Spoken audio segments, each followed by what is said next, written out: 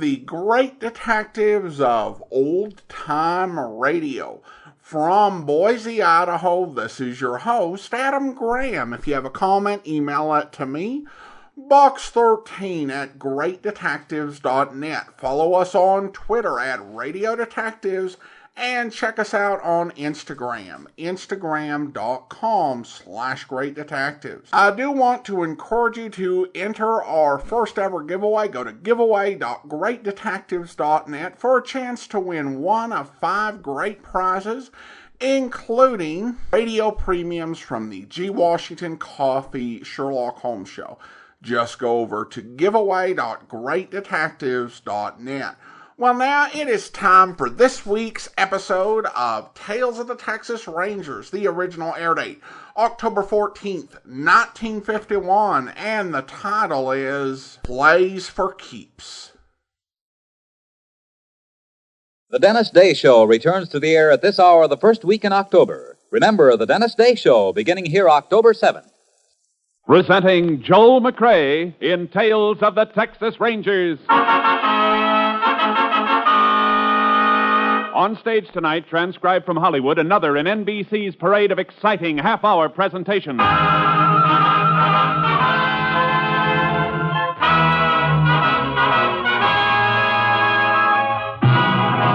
Tales of the Texas Rangers, starring Joel McCrea as Ranger Pearson. Texas, more than 260,000 square miles. And 50 men who make up the most famous and oldest law enforcement body in North America.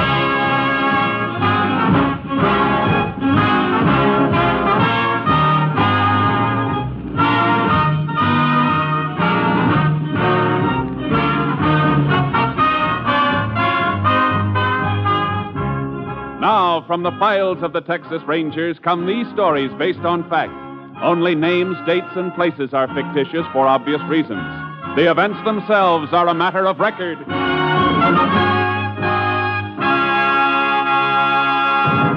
Tonight's case, Play for Keeps.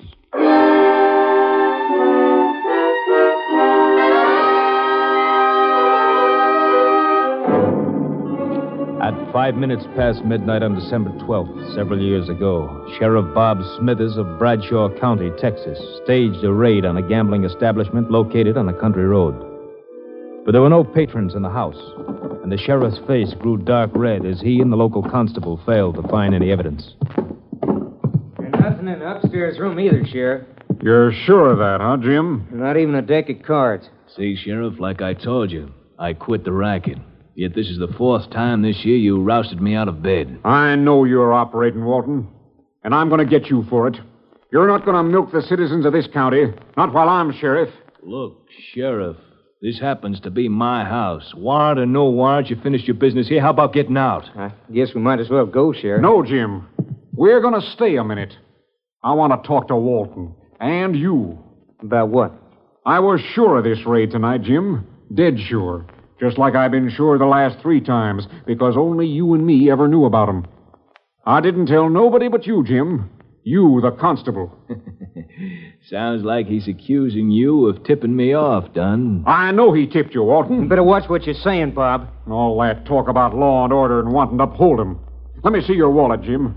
Take it out and let me see it. Now, wait a minute, Sheriff. You shut up. Come on, Jim.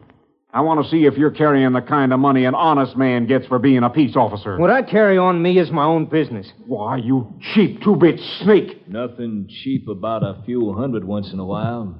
Be smart, Sheriff. Get a few for yourself. Why don't you listen to him, Sheriff? He's talking sense. Come on, both of you. I'm taking you in. You can't make anything stick. Maybe not. But I'm going to make this county too hot for both of you. I'm going to run you out of it. Keep your hands off me, Sheriff. You're under arrest. Grab him, Walton. I got it. Now, just hold it, fool, while I get his gun. I got it. There. Now.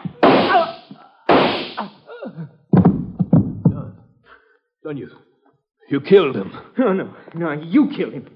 You grabbed his gun and killed him. He was after you, Walton. I got a gun of my own, and I'm the constable. You set me up for a frame? Not necessarily, Walton. It's up to you. His body could be moved out of here. What's your play? What do you want? No more chicken mash. 50% of your take, and you can go right on operating. With him dead, you crazy fool? You're forgetting something, Walton. I'm top dog now, and investigating this murder will be my job until a new sheriff is appointed. But I don't think I'm going to be able to solve it.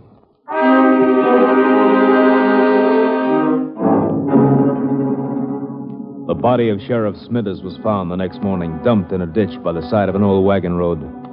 During the next few days, Constable Jim Dunn conducted a seemingly honest but fruitless investigation, even following the efficient peace officer's routine of making use of the state lab facilities at Austin. But citizens of Bradshaw were not satisfied, nor was the editor of the Bradshaw Times. Clippings of his editorials were on file with Captain Stinson of the Texas Rangers, and the captain sent for Ranger Jayce Pearson. You want to see me, Captain? Yeah, Jayce, sit down. There's no acting sheriff appointed by the court of Bradshaw County here, Jayce. I think you better take over. About the killing of Sheriff Smithers? Mm-hmm. I'd like to. I knew Smithers. See, that's right. You worked with him about 5 years ago. When he first took office, cleaned that county up in 3 months and cleaned it good. Well, it doesn't look like it stayed clean, Jayce. Not according to this editorial clipping from the Bradshaw Times. I've read it. It's going to be a tough one, Jayce. No clue to the killer, and the trail has had a couple of days to cool off. Well, then I better get going before it gets any cooler. You'll hear from me. Jayce, Yeah, Captain. I just want to remind you, whoever did it doesn't hesitate to kill a man wearing a badge.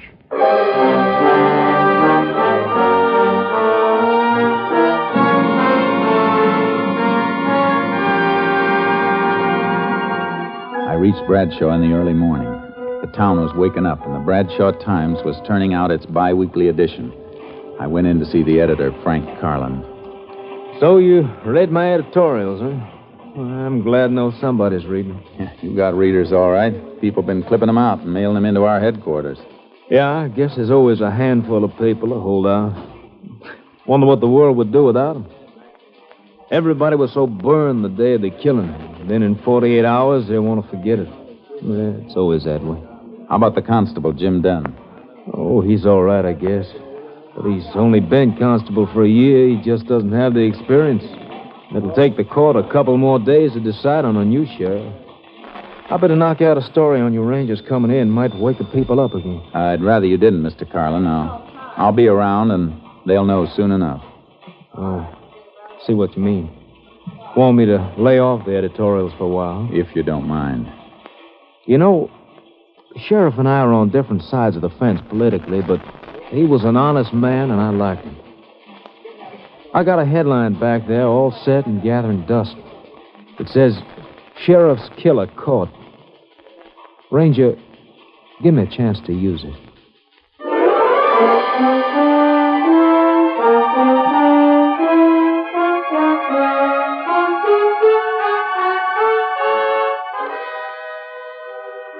I found a place to park my horse trailer and put charcoal in a pasture. Then I headed for the constable's office and met Constable Jim Dunn. Here are all the reports in my investigations, Ranger. You think I haven't done a good job, maybe those will change your mind. I even checked ballistics with the Austin lab. My being here isn't a criticism of you, Mr. Dunn. I'm here because I was sent until a new sheriff is appointed and to give you help. I've done everything possible. I've questioned almost 100 people. I've checked alibis on more than a dozen possible suspects. It's all there. Yeah. Everything's here. Everything except the murderer. And that's the only thing I'm interested in seeing, Mr. Dunn. A little cooperation between us might clean it up. I'm sorry I blew, Ranger. It's been getting under my skin. This murder could have been committed by anybody. Some bum from a hobo jungle, some drunk, anybody. We can't arrest anybody. We've got to arrest somebody. Somebody definite. Now, exactly where was the body found? Old wagon road bypasses town about 2 miles north. Is it fit for a car? Yeah, but you got to go roundabout to get to it, almost 11 miles. You won't find nothing there, though. I'd like to take a look anyhow. Can't we cut cross-country on horses? Yeah, shorter, if you want it. I want to. My horse is in a pasture. I'll meet you at the edge of town in 5 minutes.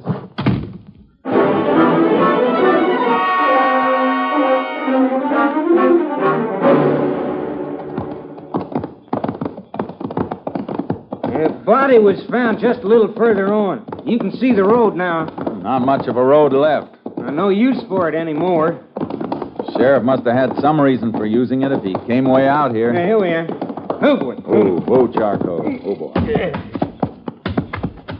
The sheriff's car was found right over here by the side of the road. Where was he? Lying right beside it. Been dead about 7-8 hours when he was found. Who found him? Cowpoke looking for some strays. That's lucky. Otherwise, the body might have been here for a few days or even weeks before somebody came across it. Yeah. You get pictures of the position of the car and the body? Of course I did. Anything else? Yeah. Any exhibits, casts of footprints, anything like that? No. When I got the call, I brought a bunch of men out with me.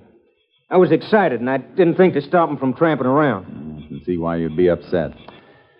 Well, if there was anything to find, it's a cinch it isn't here now. Weather would have wiped it out if your men hadn't. You want to go back to town? Yeah. I want to look at the car. Get up, boy. Get up. Get up. Get up. How about the exhibits from the sheriff's body? I sent the bullets and the gun in. Your lab checked it. Verified it was the sheriff's own gun. I'm talking about the clothes he was wearing. You got those, haven't you? Sure I got them. I got all the evidence there was. You should have sent it all in. I want to look at that stuff, too. Well, let's step it up. Come on, Charlie. Yeah.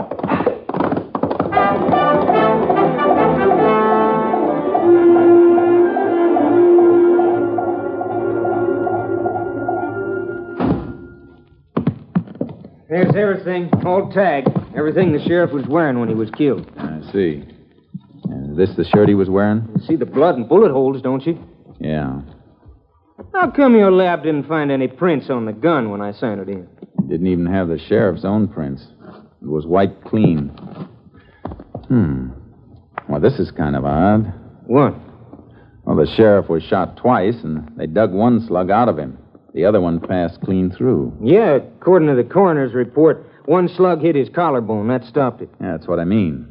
The course of the bullets. Both shots fired into the left side, just above the kidney. But the one that came through came out the right side of his shirt collar here, right through his neck. What about it? It's a funny course for a bullet to take, unless the man who fired the gun was lying down and fired up at the sheriff. Yeah, that's what I figured, too. They must have had a fight for the gun. He got it, but the sheriff knocked him down and... No, that isn't the way it happened. How do you know? Because the sheriff wouldn't half turn his back on a man who'd just taken his gun.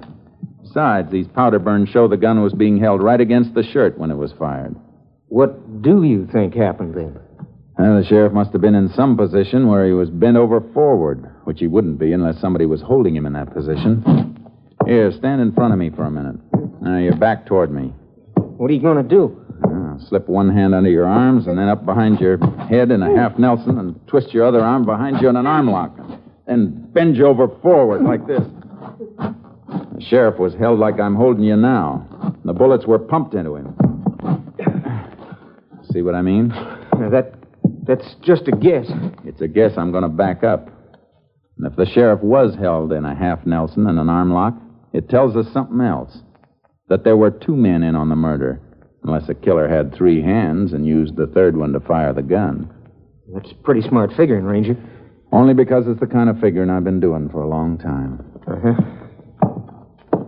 These the photos that were taken at the scene?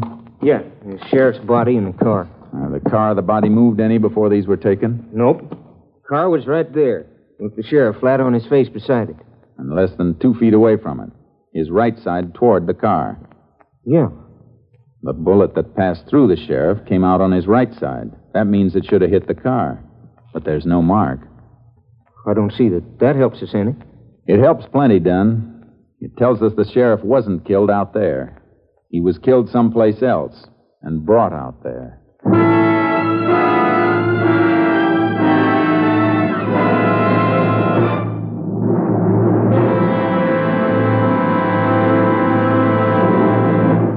You are listening to Tales of the Texas Rangers, starring Joel McCrea as Ranger Jayce Pearson.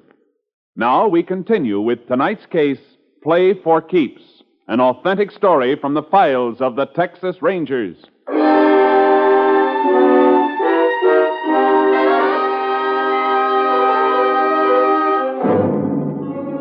I knew that Sheriff Smithers had been killed by 2 men, and that his body had been moved after the killing, but it wasn't nearly enough. It was evening before I figured out my next move, a move I didn't like to make.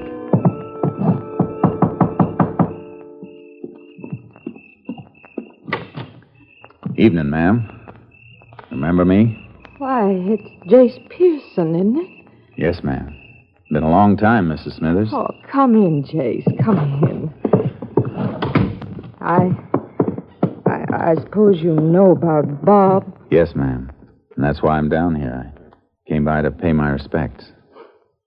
Funny thing. First time Bob brought you through that door, I never reckoned you might be back that day. For a man who killed him. I wish it could have been for another reason, ma'am. But Bob kept things working so well here, there seldom was any reason for a ranger to come visiting in Bradshaw County. I know how you fellas keep working along. Can I offer you a bite to eat? Please, Jayce. Well, that'd be real fine, Miss Smithers. I knew it might help her and me if she could keep a little busy with her hands doing woman things in the kitchen. And I tried to eat, but kept remembering the man who'd sat across this same table from me 5 years before. Big, honest, stubborn, and unafraid. It's mighty nice of you to stop by, Jayce. Bob would have been happy to see us sitting here again. He always said a man with a good appetite was right with the world. Ma'am, I guess Jim Dunn has already asked you, but do you have any ideas about who might have killed Bob? Oh, no.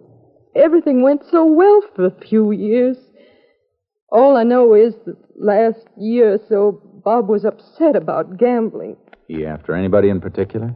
A man named Walton, Lou Walton, has a big house on the South Road out of town. Bob always says it was a gambling house, but he could never catch Walton. You mean he raided the place? A couple of times.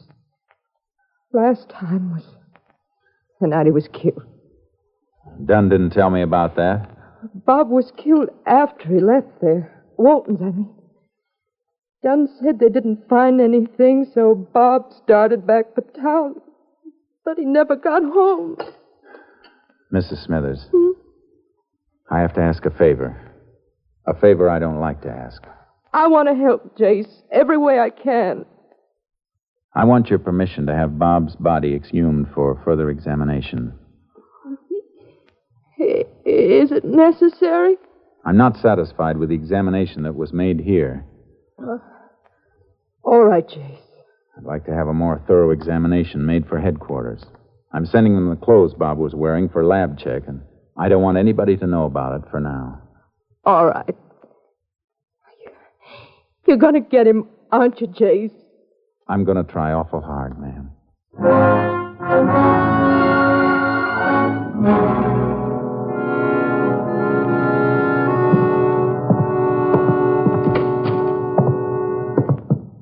Well, howdy, Ranger.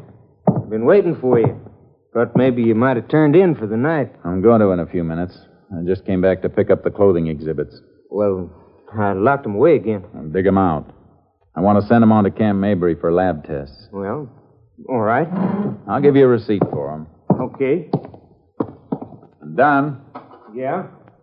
in those reports of yours, I didn't see any mention of a man named Lou Walton. Why should there be?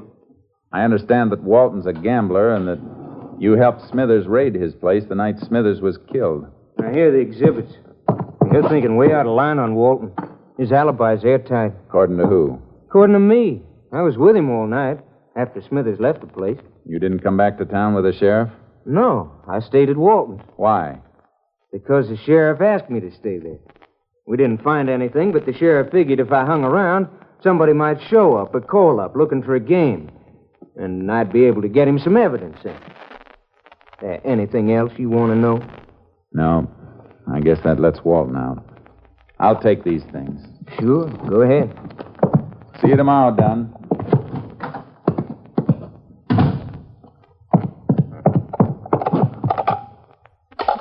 Number, please. Oak Hill, 243. Moment, please.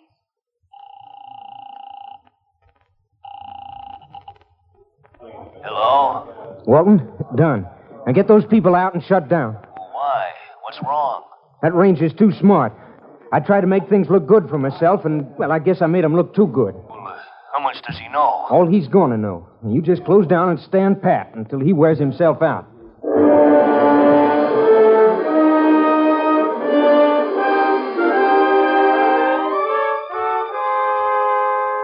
The sheriff's body was dug up and the examiner's report sent on to Austin. Headquarters also had the exhibits I'd gotten from Dunn. By late afternoon of the next day, Captain Stinson telephoned me long distance. Got a complete report from the lab, Jayce. Go ahead, Captain. You were right about the position of the body when the shots were fired. Autopsy report shows the organs were pierced in a manner that'd be possible only if the sheriff were bent over forward. Good. Anything else? Yeah, that shirt you sent up. Lab thinks Smithers was killed indoors. Why? Some lint stuck to the blood and held when it dried. Analysis indicates it comes from a fabric used in expensive carpeting. Violet color. Thanks, Captain. That may be enough to wind this up.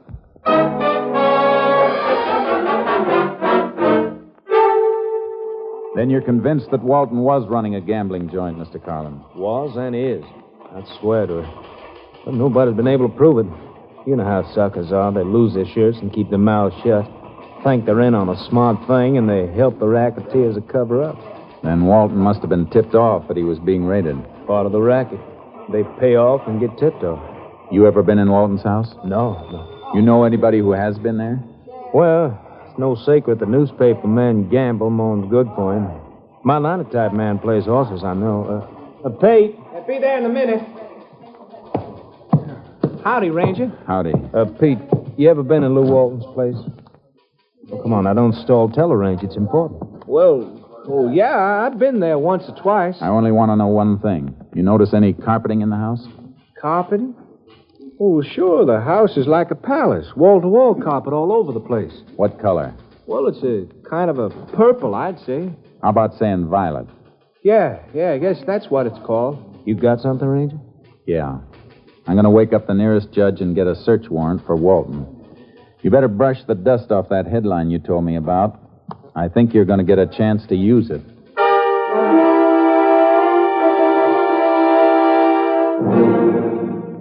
I was wondering when you get around to me, Ranger. Seems like everybody who wears a badge just loves to poke his nose into my life. I wouldn't worry about your nose, Walton. If you want to be smart, watch out for your mouth. I didn't mean anything, Ranger. Just that a man ought to have a little privacy. And you love the death cells at Huntsville. They're real private. Well, I always cooperated. The constable, Jim Dunn, he'll tell you that. I bet he would. Nice carpeting you got here. I like the color. Yeah, let me get you a drink or something, Ranger. All good stuff. I don't have anything but the best. You know the old saying, the best is none too good. Walton, there's been a strong cleaning fluid used on a piece of this rug. And one spot faded just a little. Well, I spilled some wine. I had a party one night. The night the Sheriff Smithers was here last? No, before that. Oh, that's right. I forgot. Nobody was here the night Smithers came. No, nobody. The constable, he stayed. Stayed most of the night after the sheriff left. Yeah, so he told me. Let me show you the rest of the house. Upstairs. No, thanks. I just want to look at the walls in this room. Sure pretty. You know, at Huntsville, they don't have pretty walls like these. Just cold concrete and steel bars. What do you keep talking about Huntsville? I'll tell you as soon as I stand up on this chair and rip off this new piece of wallpaper. Don't. You have no right to. Just looking for this small bullet hole, papered over. Of course, you know that one bullet went right through the sheriff. The hole was repapered because a heavy picture fell.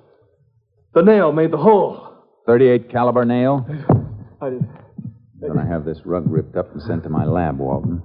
No cleaning fluid made will wipe out all of a blood trace. Even a drop is enough to hang you. I didn't do it, I tell you. Dunn shot him. Huh? It was Dunn. Dunn shot him. Hold your wrists out. You'll never get those on me.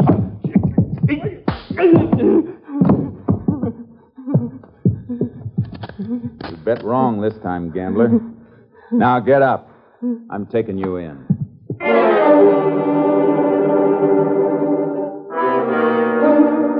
I took him through town to the county jail. Then I walked over to the constable's office, but Dunn wasn't there.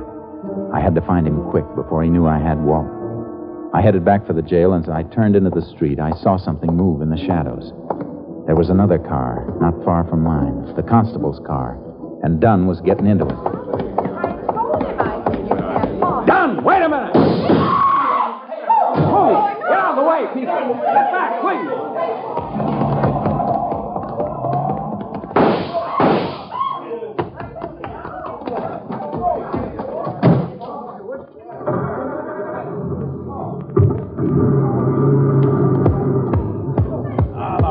Punctured my tires.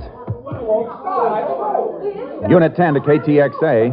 Unit 10 to KTXA. KTXA to Unit 10. Go ahead, Unit 10. Unit 10 convinced Constable Jim Dunn is subject sought in killing of Sheriff Smithers, Bradshaw County. Attempting getaway headed north on State Highway 19 from Bradshaw. Alert Highway Patrol and all units for complete roadblock of area. Order no further radio communication. Subject in Constable's marked car equipped with shortwave receiver. Will do, Unit 10. Unit 10's car out of commission.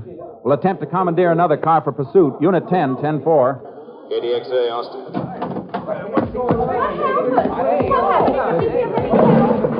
Step out of the way, please. Step back, please. Step back. Come on, Charcoal. Let's hope Dunn heard that call. Come on, get up. Get up! Get up, Charcoal! Come on! Get up!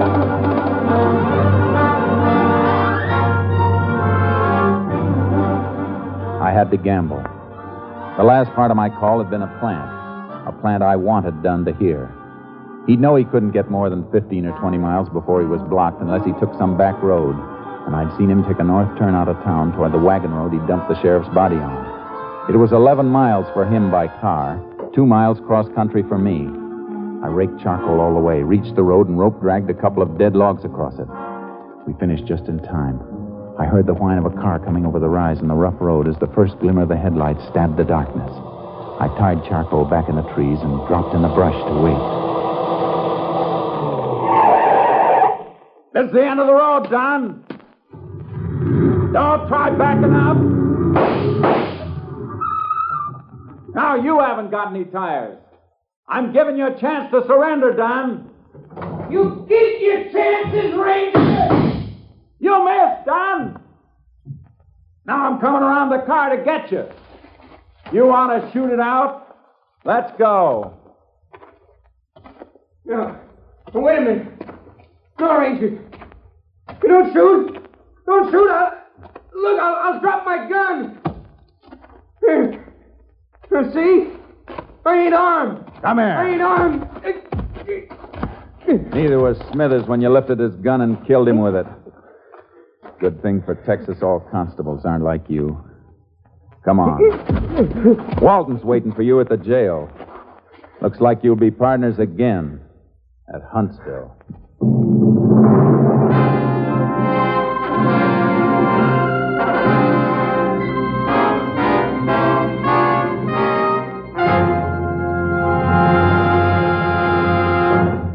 The following week, the headlines of the Bradshaw Times read, Sheriff Killers Caught.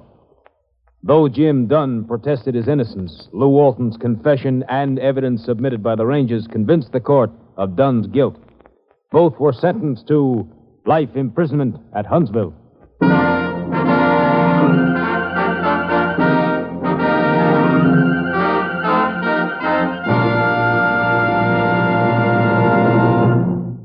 This is Joel McCrae.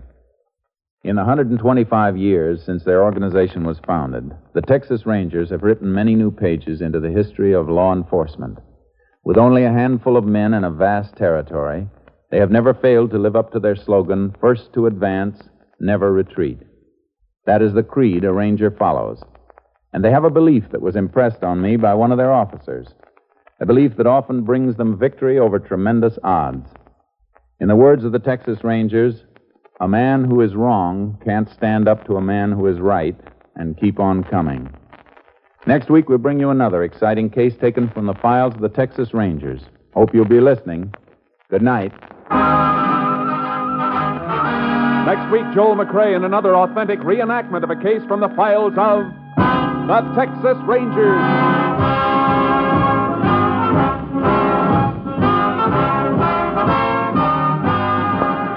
Joel McCrea is currently seen starring in the MGM production Stars in My Crown. This story was transcribed and adapted by Joel Murcott, and the program was produced and directed by Stacy Keach. This is Hal Gibney speaking.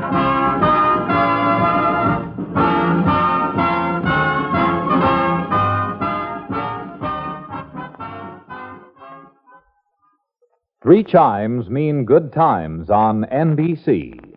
In just 5 weeks, Dennis Day and Judy Canova bring back their two delightful programs in an hour of fun for all on Saturday nights. This weekend, 400 Americans have a holiday date with death. Stay off the list. Be careful. This is NBC, the National Broadcasting Company.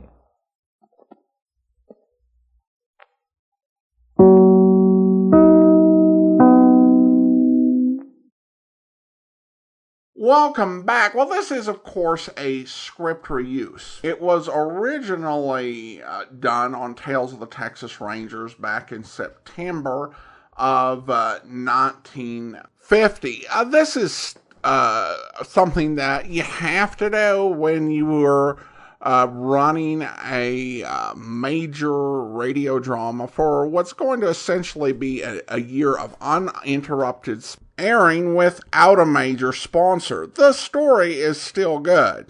I did find myself curious at what point Ranger Pearson went from believing that the guy was just simply inexperienced and naive to realizing that the constable had played a part in the murder.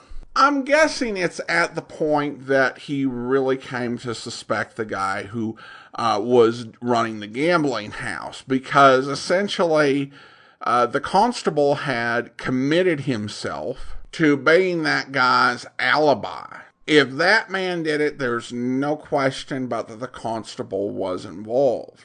Well, listener comments and feedback, and have this comment from Mike, who writes, regarding Tales of the Texas Rangers, Joel is awesome in this role. Well, I definitely agree, and was also a very good actor. One of the things I really love about doing Great Detectives is that I do these app extras where I listen to other things he was in, and he was definitely very talented, even though hardly anyone knows who he is today. But really, these programs are a real showcase from some very good but very forgotten and neglected actors of years past. Again, thanks so much for the comment, Mike. Now let's go ahead and thank our Patreon supporter of the day. And I want to go ahead and thank Robert. Robert's been one of our Patreon supporters since May 2016, currently supporting us at the Showmas level of $4 or more per month. Thanks so much for your support, Robert. And that will do it for today. If you are enjoying this podcast, be sure to rate and review it wherever you download your podcast from. Join us on Video Theater tomorrow for an episode of Sherlock Holmes. We will be back next Tuesday with a previously uncirculated episode of Defense Attorney. And join us back here next Saturday for Tales of the Texas Rangers. But coming up on Monday, be sure and check out Sam Spade, where the room was full of her perfume, but she wasn't there. Johnny Batiste was. He was cleaning the prison dirt out of his fingernails with a shiny new spring blade knife. Get that key. What for? You're in. Where's Wanda? She changed her mind. She don't want to see you. Who changed it for? I did. I told her she shouldn't ought to marry into the wrong set. So give me that key and blow. Where is she, in here? I told you to blow. You don't want to see it. Oh, Mr. yourself. You're stir happy. Spade.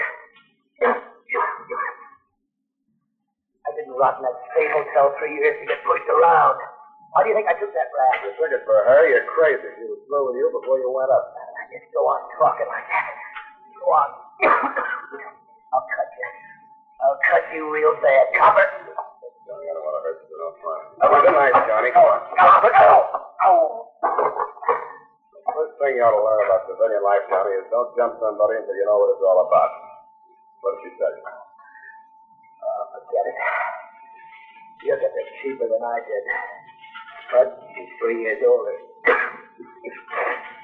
I hope you'll be with us then. In the meantime, do send your comments to box13@greatdetectives.net. Follow us on Twitter @Radio Detectives and check us out on Instagram. Instagram.com/Great Detectives. From Boise, Idaho, this is your host, Adam Graham, signing off.